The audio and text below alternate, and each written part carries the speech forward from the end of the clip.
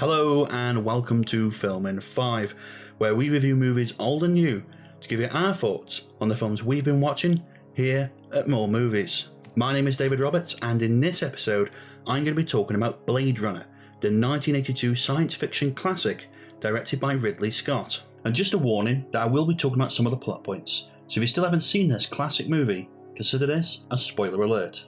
Based upon Philip K. Dick's 1968 novel Do Androids Dream of Electric Sheep, the film is set in a dystopian future version of Los Angeles in 2019. Synthetic humans, known as replicants, are bioengineered by the powerful Tyrell Corporation to work in space colonies. When a fugitive group of advanced replicants, led by Roy Batty, played by Rutger Hauer, escapes back to Earth, burnt-out cop Rick Deckard, played by Harrison Ford, reluctantly agrees to hunt them down. However, before starting the job, Deckard goes to the Tyrell Corporation headquarters and meets Rachel, a replicant girl he must run tests on. Rachel is a replicant who believes she is human, and CEO Alden Tyrell explains that Rachel is an experiment who has been given false memories to provide an emotional cushion. From here, Deckard goes out on the hunt for the replicants, whilst also promising to protect Rachel against the wishes of the corporation, as he has fallen in love with her. Blade Runner is a science fiction masterpiece and a neo-noir classic. The film's visual style was stunning for its time, and its remarkable mix of cyberpunk and dystopian elements has had an immeasurable influence on films ever since. Movies such as Ghost in the Shell, The Fifth Element and The Matrix all have obvious nods towards Ridley's futuristic vision. The story of Blade Runner's popularity is an interesting one. Upon its first release, it did not go down well at the box office, and many of the reviews were lukewarm at best. It was possibly misunderstood, and has since been critically re-evaluated after the fact. The movie's cultural significance has since increased, with audiences and critics alike. It's a story we hear of time and again throughout the history of cinema. The notable difference with Blade Runner is the cut that hit the cinemas in 1982 and the version people watch today are likely very different. There are supposedly 8 different versions of the film, and at least 5 distinctive ones you can watch. Warner Bros. In fact released a box set in 2007 that contained all 5 cuts. These are the work print, the US theatrical cut, the international cut, the director's cut, and the final cut. Now, there are plenty of differences scattered throughout these different edits that would take a whole lot longer to explain, and you can guess that there's plenty of extra scenes omitted or added, more violence, alternate takes, etc. But the key difference between the theatrical cut and the final cut that most people would see today is the removal of Deckard's voiceover. They don't advertise for killers in a newspaper. The reinsertion of a dream sequence halfway through the film, and the removal of the studio-imposed happy ending, reverting to the originally intended conclusion.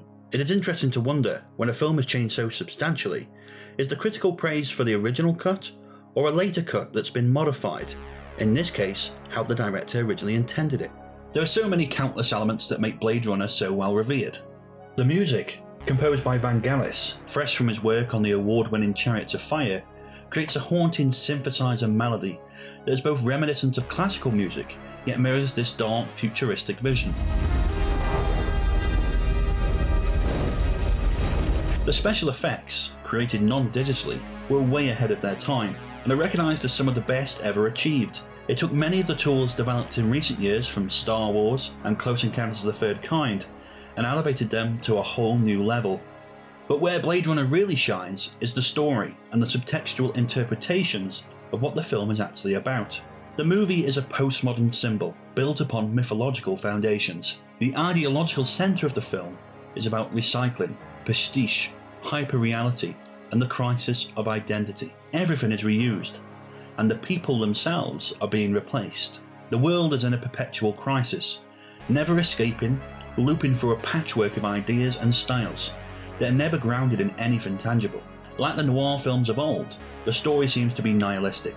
The future is hopeless and lost. Many have said that the future predicted aesthetically in Blade Runner never came to pass, but the themes that they are talking about have never seemed so relevant.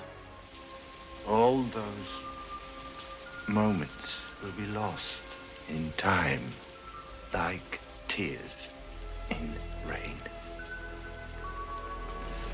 That's it for this review. What do you think of Blade Runner? Do you think it's a classic like I do? Let us know in the comments down below. Till next time, take care of yourself and keep watching more movies. That's it for this video. Let us know your thoughts in the comments down below, and remember to like, share and subscribe right here on YouTube.